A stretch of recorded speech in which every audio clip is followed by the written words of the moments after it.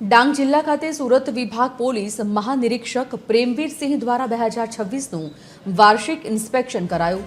Police parade દરમિયાન આતંકવાદી હુમલાના બનાવ અને આ અંગેનો અભ્યાસ કરવામાં આવ્યો હતો। આ સાથે જિલ્લાના નાગરિકો સાથે લોકસંવાદ પણ કરવામાં આવ્યો હતો, જેમાં જિલ્લાના આગેવાનો વેપારીઓએ પોતાના પ્રશ્નો રજૂ કર્યા હતા અને તેરા તુજકો અર્પણ કાર્યક્રમ અંતર્ગત ખોવાયેલ મોબાઈલ અને તેના મૂળ માલિકોને પરત કરવામાં આવ્યા। જ્યારે કે રાહગીર યોજના અંતર્ગત અકસ્માતમાં લોકોના જીવ બચાવનાર લોકોનું પણ રેન્જ આઈજીના હસ્તે સન્માન કરવામાં આવ્યું હતું।